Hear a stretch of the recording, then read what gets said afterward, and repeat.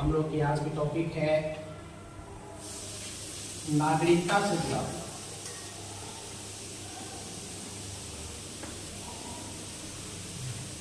नागरिकता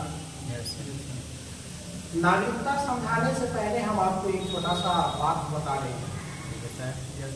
छोटी है लेकिन बहुत बड़ा सीख है। बोलिए सर। जैसे हम आपको पिछले क्लास में समझा दिए हैं, मौलिक अधिकार, मौलिक कर्तव्य है ना, राज्य की नीति निर्देशक तत्व, इन सभी के बारे में बता दिया गया है। आज की टॉपिक नागरिकता से जुड़ा हुआ है ना। तो ये सारे चीज मिला है आपको संविधान में लिखित है। अपना भारत देश का संविधान लिखित संविधान है, जो सभी देशों से बड़ा संविधान है ना। तो सब कुछ मिल गया है ना। लिखित संविधान में सारे चीज का वर्णन है, यानी ये पूरी खजाना आपको दे दिया गया है। एक बूढ़ा व्यक्ति था, ठीक है। एक बूढ़ा व्यक्ति था और अपनी मृत्यु के कगार पे था, यानी अब उसकी मृत्यु आज होगी, कल होगी, अपने अंतिम क्षण में जा चुका था। लेकिन उस बूढ़े बाप को अपने पुत्रों की चिंता, मृत्यु के कगार पर है लेकिन उसको अपने पुत्रों की चिंता उसको सता रहा है। क्या कि उसके जितने भी पुत्र थे सभी बिल्कुल आलसी। ये कहानी हमने बचपन में सुना था, और बचपन में सुना था, लेकिन छोटी कहानी बहुत ही शिक्षाप्रद। उसके पुत्र बिल्कुल आलसी थे, वो कुछ करते नहीं थे। पिता अपनी मृत्यु के कगार पर है, उनको अपने पुत्र की चिंता है ना। क्या चिंता है कि मेरे मरने के बाद आखिर इन सभी मेरे पुत्रों का क्या हो। उन्होंने एक दिमाग में योजना बनाया। उस योजना के तहत उन्होंने क्या किया कि सभी पुत्रों को अपने पास बुलाया। अपने पास बुलाकर पुत्रों को कहते हैं कि मैं तो अब मृत्यु के कगार पर हूं, मरने जा रहा हूं, किस दिन मेरी मृत्यु हो जाए। मैंने एक खजाना छुपा कर रखा था जो आज तक तुम लोगों को नहीं बतलाया, लेकिन अगर मेरी मृत्यु हो जाती है तो उस खजाना के बारे में कोई नहीं जान पाएगा जो मैं छुपा रखा हूं। उसने कहा कि मेरी अपनी जो जमीन है, उस जमीन में खजाना छुपाया हुआ है। बस इतना ही बतलाया। अब कहां है, पूरी जमीन बतला दिया कि वो जमीन स्थान बतला दिया, लेकिन ये निश्चित नहीं किया कि उस जमीन के कोना पर है कि बीच में है। एक फिक्स स्थान नहीं बतलाया, सिर्फ इतना बतला दिया कि मैंने एक खजाना अपनी जमीन में छुपाकर रखा है। अब बूढ़े व्यक्ति की मृत्यु हो जाती है। मृत्यु के बाद उनके पुत्र खजाना को ढूंढने के लिए पूरे खेत को कोर डालते हैं, गड्ढा कर देते हैं, लेकिन कहीं खजाना नहीं मिलता है।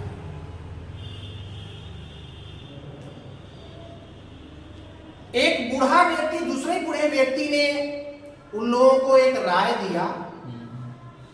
दूसरा बूढ़ा व्यक्ति ने राय दिया कि बेटा अब आप इसमें एक बीज बो दो। आपने तो पूरे खेत को कोड़ डाला है ना, यानी कि जिस तरह से किसान अपने खेत को जोतते हैं ना, तुमने पूरे खेत को जोत डाला, अब इसमें बीज डाल दो।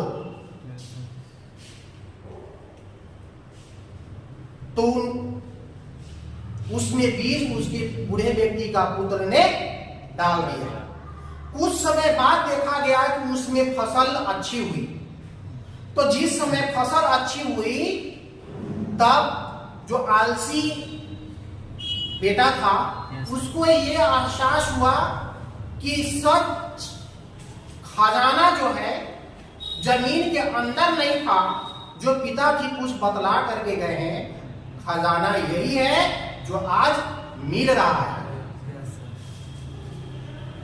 तो उसी तरह से आप देखिए अब क्या हो गया कि आपको संविधान में, हम लोग टॉपिक क्या कर रहे थे, नागरिकता, लेकिन एक सीख आपको, छोटी सी कहानी के माध्यम से ये दे रहे हैं कि आपको जो हम लोग की संविधान में, भारतीय संविधान जब लागू हुआ 26 जनवरी 1950 को, तो संविधान लागू होने के साथ साथ बिल्कुल इस तरह का खजाना कहिए इसको कि आपको दिया गया। कैसे दिया गया? आपको राज्य के नीति निर्देशक तत्व के बारे में समझाया गया, दिया गया, संविधान में उल्लेख किया गया। प्रत्येक नागरिक का क्या कर्तव्य है, मौलिक कर्तव्य, यस सर, वो भी समावेशित किया गया। प्रत्येक नागरिक का क्या मौलिक अधिकार है, आपको कई प्रकार का अधिकार दिया गया है ना। तो सारे चीज आपको दे दिया गया, मौलिक अधिकार दिया गया, मौलिक कर्तव्य दिया गया, वो भी एक खजाने के समान है। ठीक है? Yes sir. अब यहां हम लोग चर्चा कर रहे थे क्या कि नागरिक जो है, हर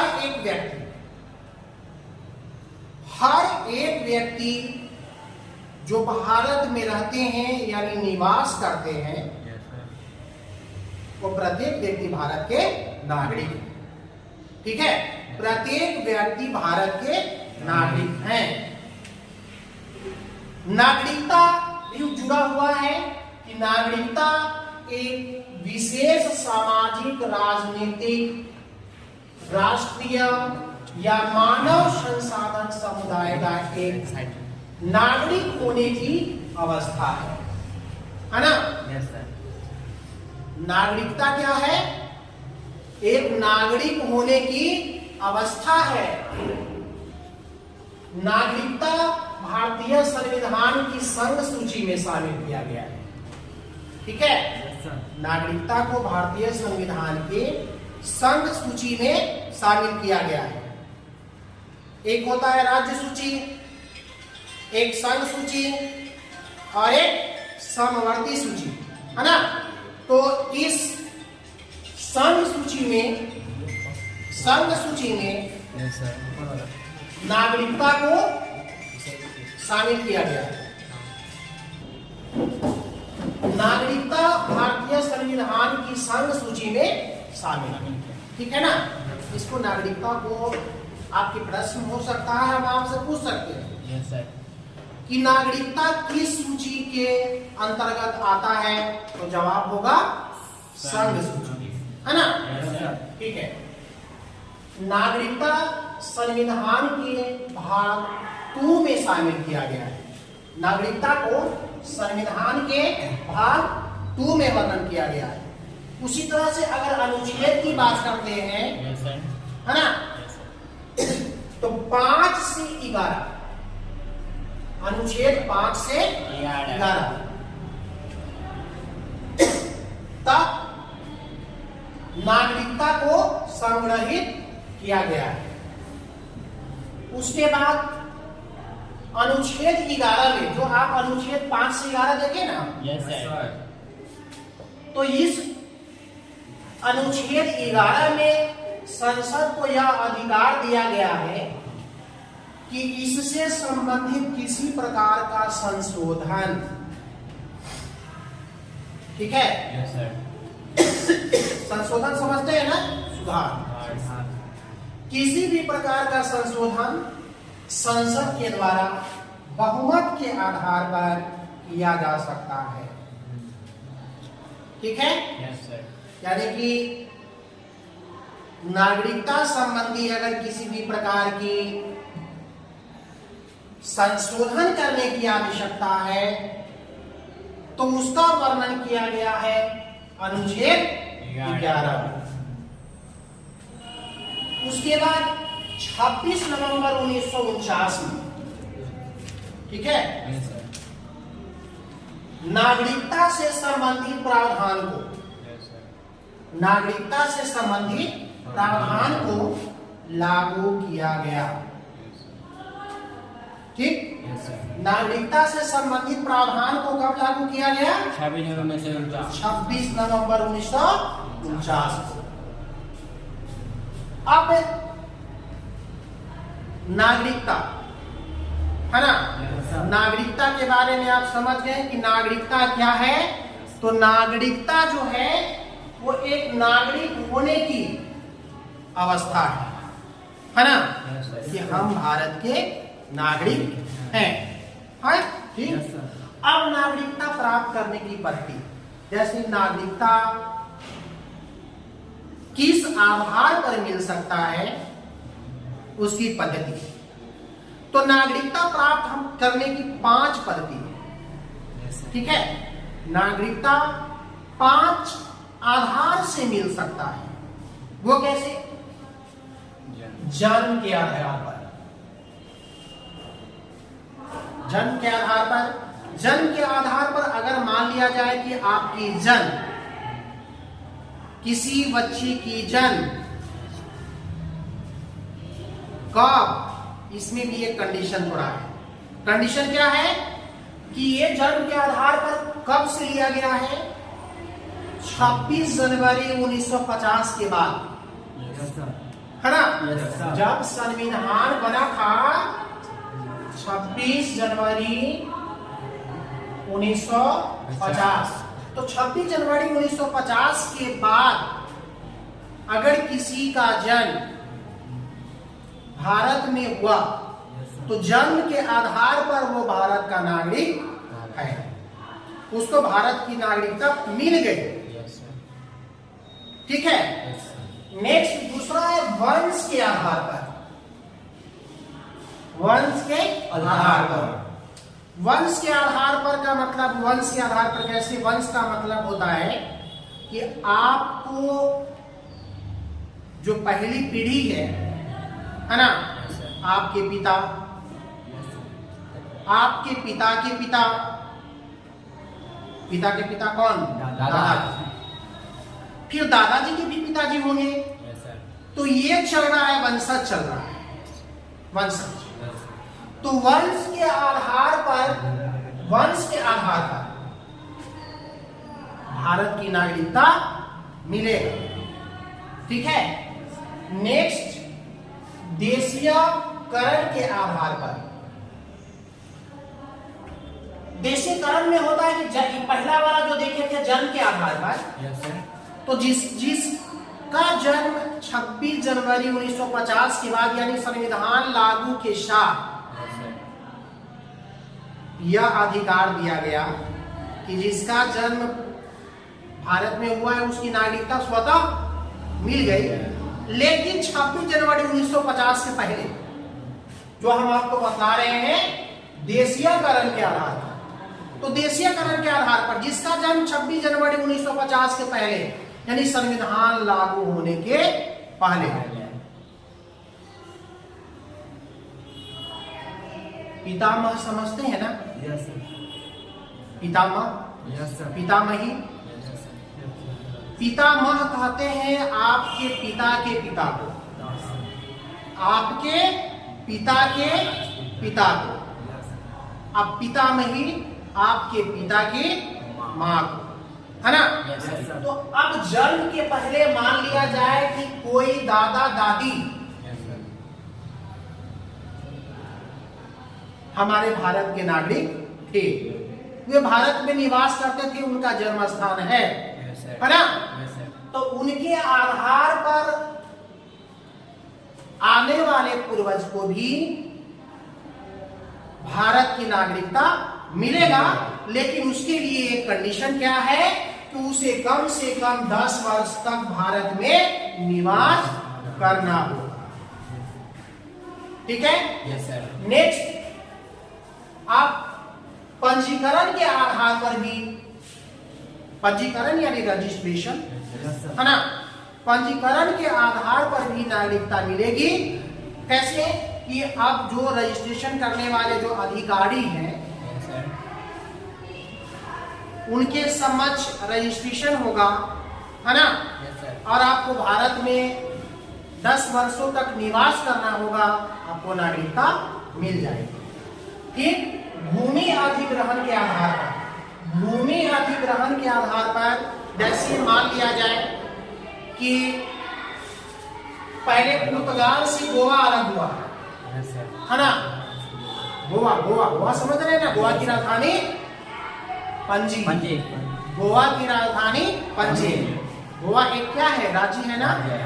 तो जैसे गोवा अलग हुआ तो गोवा भी क्या हो गया, गोवा में रहने वाले जितने भी नागरिक थे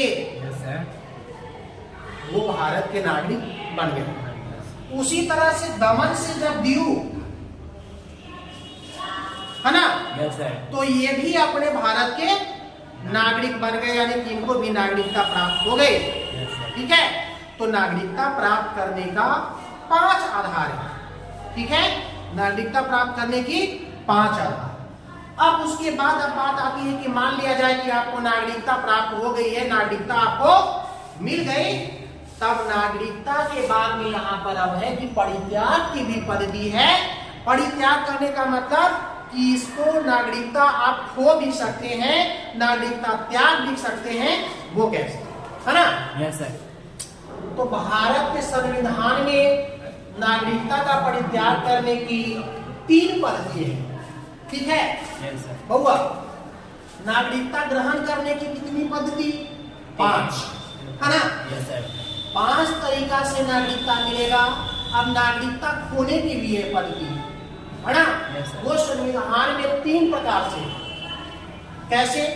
विदेशी नागरिकता ग्रहण करने पर, अगर आपको विदेश की नागरिकता मिल जाती है तो भारत की नागरिकता समाप्त हो जाएगी।